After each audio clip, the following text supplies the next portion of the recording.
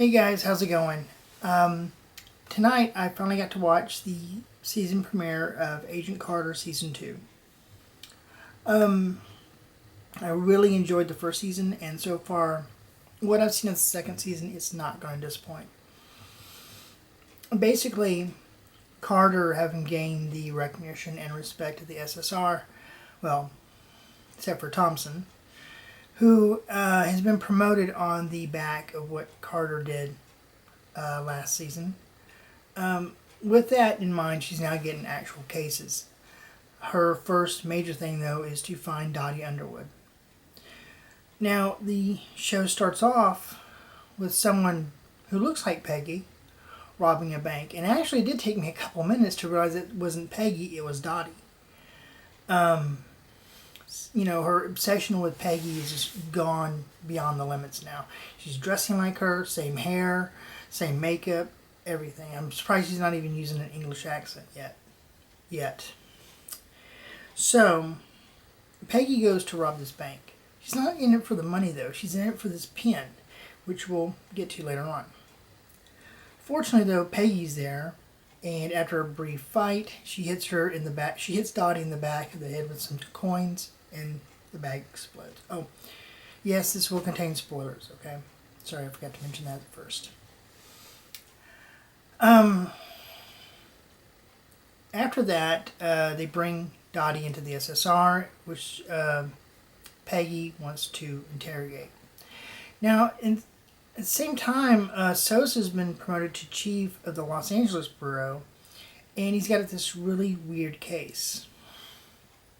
Apparently, the LAPD has found a woman who's been stabbed and her shoes have been switched, and but she's frozen solid, and the lake they found her in is also frozen. Now, the episode is called The Lady in the Lake, and the first episode. And there was actually a Lady in the Lake case back in the mid-1940s that went unsolved. It's kind of like the Black Dahlia case in a way that went unsolved. So they kind of molded that real-life case to fit this episode. Now, it turns out the woman was exposed to some sort of strange unknown substance at a place she worked on called Isodyne, which is a particle accelerator company that worked on the Manhattan Project. Peggy is called in from the New York office, or sent actually from the New York office to Los Angeles by Thompson to help Sosa. Now, of course, Thompson is still being a dick about Peggy being better than him because he feels threatened by her.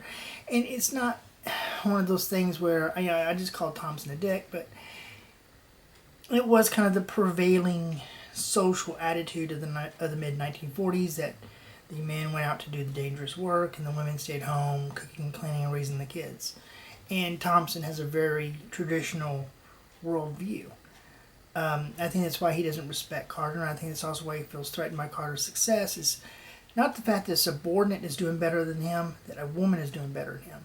And it sounds like a feminist statement, but it's actually kind of true, and it really plays well with the 1940s setting.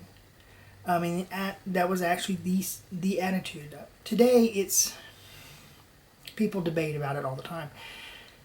In the mid-1940s, there was no debate about the social attitudes. That was the social attitude. Men had the jobs, women stayed home. But anyway, sorry about my little rant there. Peggy goes to Los Angeles, and she's going to help Sosa with this murder investigation, which, of course, it turns out to be something a lot more. She meets a young physicist named Jason Wilkes, who is a black man. Now, I think it was very interesting them choosing him to be a black man. They didn't just cast a black actor for a role. They wrote him as a black man in the 1940s, having to deal with the prejudice, of then, they had to go to a black club.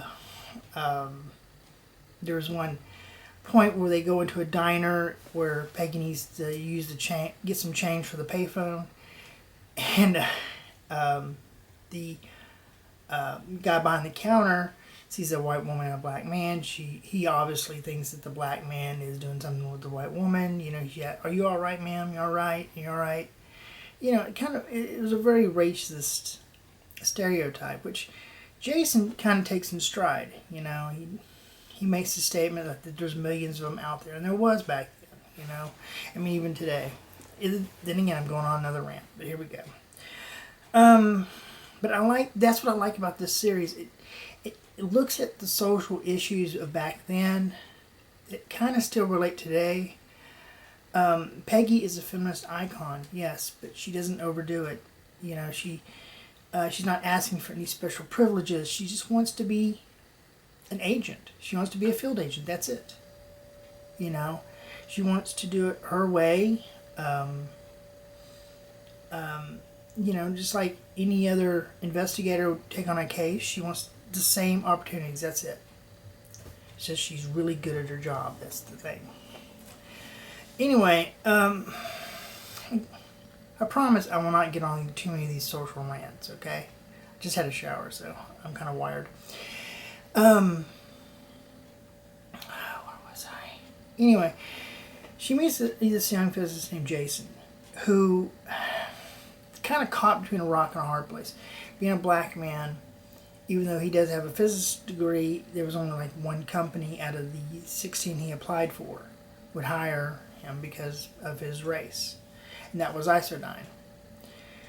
Of course, he takes the job for the Isodyne, but like I said, he's kind of stuck. He wants to help Peggy with her investigation, but he doesn't want to sabotage this job that he has. It's pretty sweet for a person in his situation.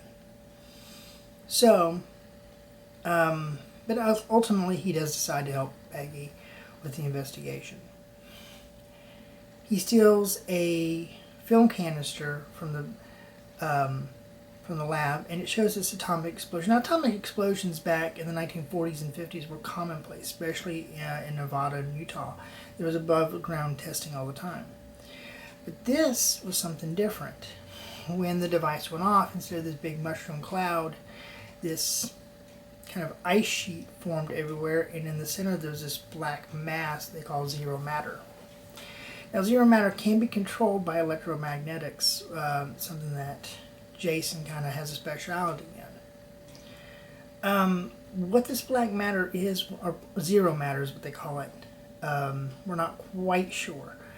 Some of it was seen in Agents of S.H.I.E.L.D. Season 2, and if you believe the IO9 article I read beforehand, it's supposed to show up again in Doctor Strange, but then again it is an IO9 article and you have to take that with a grain of salt.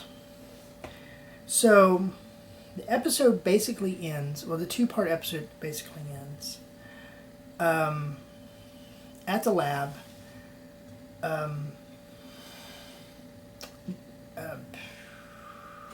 Jason, I almost called him James from Supergirl. Jason has the canister of the zero matter, and he's ambushed by an agent actress named Whitney Frost, who has a connection to her husband, who's running for the Senate, and is also in connection with the strange lapel pin and the people there, which we're fixing to talk about. A scuffle happens. He drops the canister and it releases the zero matter, which we don't know where the hell it's at now. Well, there's a scene at the very end where Whitney has a little, almost like a crack in her forehead. So we think that's where the zero matter went into. Where's Jason? We don't know. He may be dead. He may have been transported somewhere. I don't like the fact that there was a shockwave and it hit Peggy, with all the lights going out. I don't like that. I think something's going to happen with Peggy later on. But, you never know with the Marvel universe. Okay. On to the lapel pin. It's really hard to look at what's on the lapel pin. Some people say it's the Hydra ram. The ram's head from Hydra. In Agents of S.H.I.E.L.D. Season 2, for some reason, they apparently have changed the symbol of Hydra from an octopus to a ram. Now, traditionally in the comics, the symbol for Hydra was the multi-headed snake, because that's where they got the name Hydra. It was the mythical beast that Hercules fought in ancient Greek mythology. The fact they changed it to an octopus still made kind of sense. Even though I am a Marvel fanboy, but even though I think they might have been stealing that from James Bond's Spectre. But the ram head, I don't know why they would choose that as a Hydra symbol. It makes really no sense to me. Are they supposed to be two separate symbols? Do they mean two different things, or has it just been retconned in that's the new Hydra symbol now? I don't know, but either way, Peggy should have recognized it, and she doesn't. So I don't think that the group of guys at the very end, the old white men that apparently arranged the stock market crash of 1929, I don't think they are Hydra. In fact, the ram's head, like I said, doesn't make sense for that to be a Hydra symbol. And maybe it's just me, but they seem more like the World Council. Because they kept calling themselves the Council, and other people called it Council. Could they actually be an earlier version of the Council we saw in the first Avengers movie and the Winter Soldier? But basically, yeah, that's where the episode ends. I can't wait to see the next episode. It's going to be really fun this year. Again, there's only going to be 10 episodes in this series. I kind of like they're keeping it to 10 episodes. It's not to overdo it. Agents of S.H.I.E.L.D. seems sometimes kind of long and drawn out on their seasons. I'm not saying that Agents of S.H.I.E.L.D. is a bad series. I kind of like it. But it's very hit and miss. And I think Agent Carter is blowing them out of the water as far as the best Marvel series. So there we go. Alright, well that's about it for tonight, and I will see you guys later on. Bye.